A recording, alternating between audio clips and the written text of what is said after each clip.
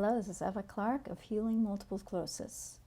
I'm sure that you're aware of that those diagnosed with MS have vitamin D deficiencies. Most probably have had the ABV virus, are gluten intolerant, drank too much dairy, have a leaky gut, probably had mercury fillings. But just because most people with MS have these issues doesn't mean that these have caused your MS, nor that resolving these issues is going to solve the disease. But it's natural to look for common factors and believe that by addressing these, you're going to make your symptoms go away. It's how our minds work. But what isn't logical is how do these issues explain MS? For example, how does having the EBV virus explain the amount of variations of symptoms? Like, no two MSers are the same. And why is it that some people have progressive forms and other people have remittent forms? That also can't be explained by a virus. Or the fact that 80%, there's that 80-20 proportion of women to men with MS. And if you're starting to think about, well, maybe it's the hormones, in the beginning of the 1900s, it was actually split 50-50. And it's just gotten more and more, the proportions have just changed more and more, and they're continuing to change. Why is it that it's most common that men have more progressive forms and women have more remitting? Again, can you explain that with hormones?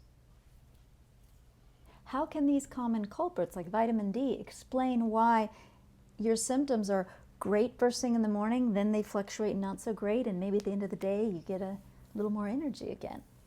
Or how they're different depending on the season or the holidays? And why do your symptoms get worse when other people are watching you? I think you're guessing where I'm going. What if I told you that there is something you have in common with others diagnosed with MS that can explain all these questions I just asked? You ready? Okay, the common factor that can answer all these mysteries concerning MS and its all variations is the MS personality. Your personality affects the type of MS, the progression, why it gets worse at certain times of the day and of the week and of the season. It also explains why it gets worse when other people are watching. Now, before you think, oh great, MS personality, well, can't change anything there. This is not who you are.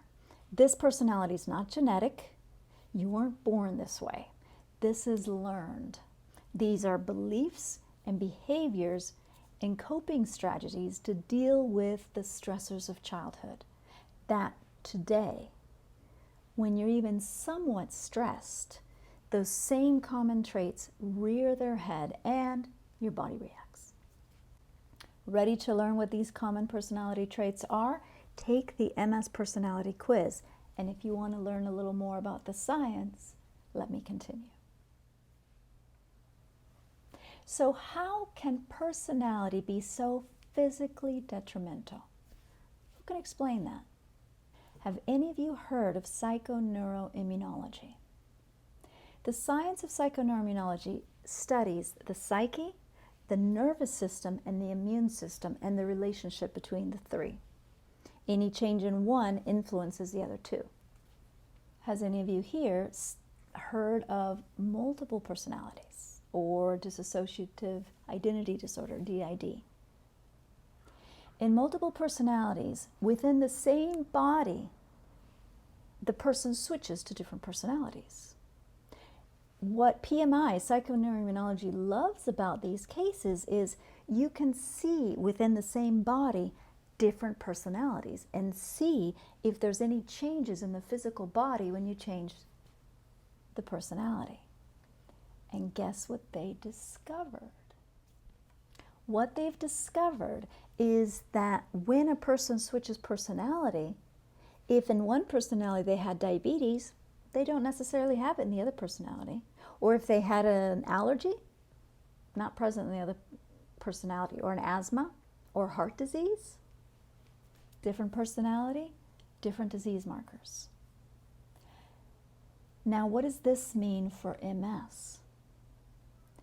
It means that if you change these common personality traits, these beliefs, behaviors, and coping strategies that got you through childhood, but that are not you, you can change your disease.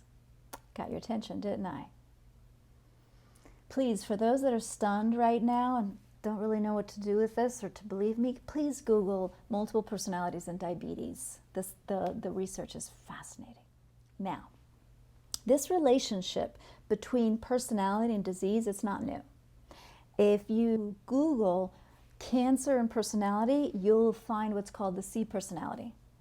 And if you Google heart disease and personality, you'll find the A-type personality, which you're probably more familiar with. What is new is the discovery of the MS personality. Now, I didn't know all of this when I first started working with MS more than a decade ago. I thought that as a medical hypnotherapist, I was just going to help my clients manage their physical symptoms. But after only a few months of working with MS, those specific traits kept showing up, and I knew that it couldn't be a coincidence, especially when it was obvious that these traits were creating additional pressure and stressors in my clients' lives. And what I sure didn't know was that if we focused on healing not the body, but actually transforming these coping strategies, that the physical symptoms of MS would often reduce or go away. Similarly to these people with multiple personalities. Are you curious now about these personalities?